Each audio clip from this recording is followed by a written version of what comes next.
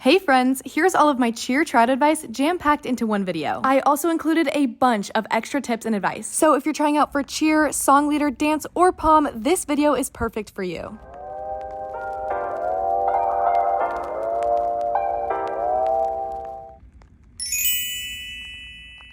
Starting off, let's talk about tips and tricks to help you prepare for tryouts. First, look over all the information given to you about the tryout. Take note of any important dates, like possibly a pre-tryout clinic or special requirements like a dress code. It can also be a good idea to email the coach. You can introduce yourself and share your interest in the team. You may want to ask a few questions, such as what level of experience are you looking for, or how can I best prepare? In the weeks leading up to tryouts, make sure you are staying active. Practice or improve your skills, technique, and flexibility. We'll really go into detail on how to do that later. As you practice, always try to do this in front of a mirror or record yourself and watch it back so you can observe yourself and make corrections. Furthermore, try to recruit a friend or family member to sit and watch, acting as a judge so that you can get used to performing in front of others. This is also a great opportunity to receive some outside advice. Take some time to also prepare mentally. Recognize that it is perfectly normal and actually a positive thing to feel nervous because it means you care. My favorite way to calm anxiety and feel some peace is to pray before big events. Giving it up to God really helps. Going into tryouts, you want to be the best athlete you can be, so here's how to improve your skills.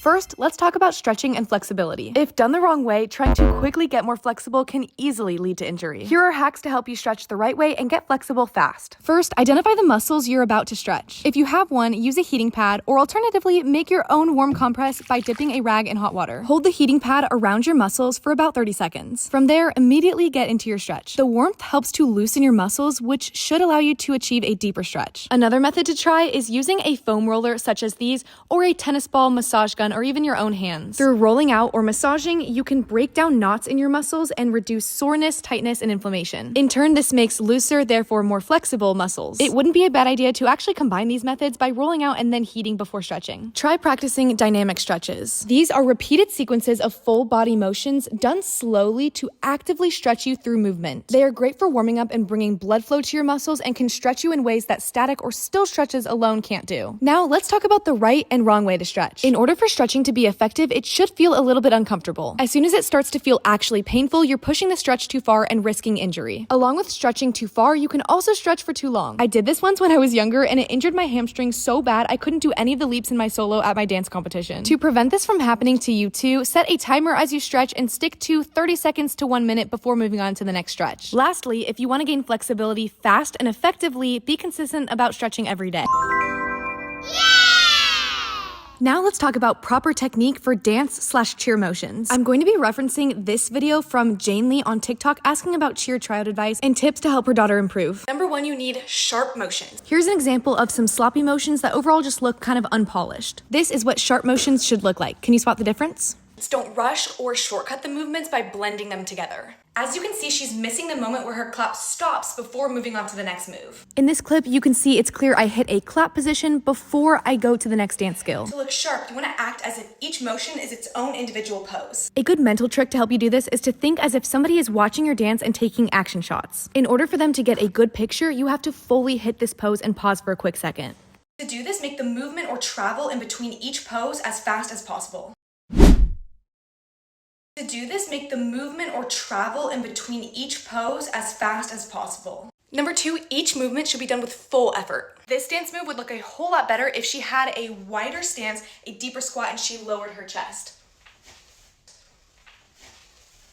The area that she's in looks really cramped, so make sure that you have plenty of space to be able to execute these big motions. If you saw my video of trying this trick that I saw in a UDA dance, I stood a little bit too close to my couch and whacked my foot pretty hard, which was painful. This is also just simply a safety issue. On the same note, any move with straight arms or legs should be done with locked out joints. This arm is not straight, it is ever so slightly bent. This is an example of a locked out elbow. You can tell if your arm is fully straight because your muscles will be flexed. It is important to do this in all of your motions that have straight arms or legs. The key to locking out in your motions is to lead with your wrist instead of your elbow. Is to lead with your wrist instead of your elbow. Number 3, your performance needs to be engaging. The audience is watching your movements, but they can also see your face. You need to show facials.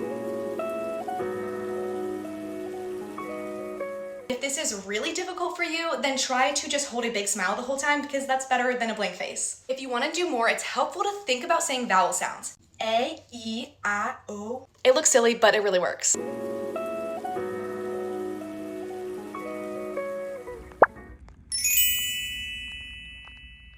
Here are some tips to give yourself the biggest advantage on the day of tryouts. It might be a good idea to do something that makes you stand out, whether that's wearing bright colors, or if you have a dress code that forces you to wear something like all black, you can do a cute hairstyle or a funky bow. Besides just your skills, fun fact, coaches actually look for things such as your character, so make sure that you show up on time and fully prepared. On that same note, also make sure that you are paying attention to your demeanor. Always make sure that you're smiling and keep a positive attitude no matter what. Prove that you're a good team player and overall a benefit to the team morale by cheering others on when you can. Now let's talk about confidence. Make sure that you are using confidence when you do your skills.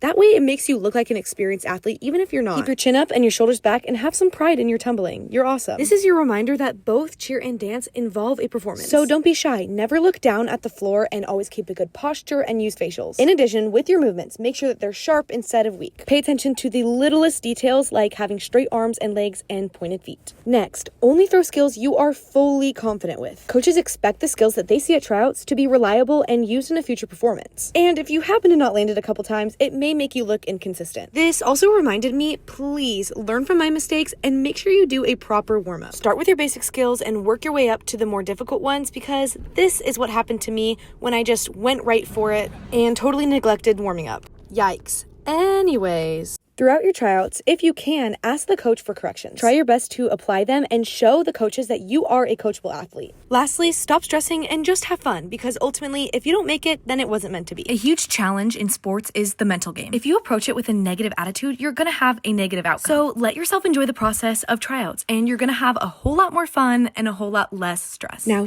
I have a secret to share with you. I have created the ultimate guide to tryouts for cheer and dance. It has all the notes from all the info on this video, as well as a bunch of extra tips and tricks from pre to during to post tryouts. I will include the link to this in the description of this video, and there you will also be able to find tumbling advice. Now, if you want to know where all of my advice is from and how I got the credentials to be able to speak on this, I was a former dancer both on competitive and school teams. I also did competitive gymnastics, specifically power tumbling, for 4 years, and was a competitive cheerleader both in All-Star and also on my high school team. I almost forgot, I also competed through a college with a scholarship for acro and tumbling. Anyways, I hope all of my advice compiled into one video was super helpful, and I just wanted to remind you guys that you got this, and again, if you don't make the team, then it wasn't meant for you and it wasn't meant to be. So just chill, relax, and trust yourself. You got this.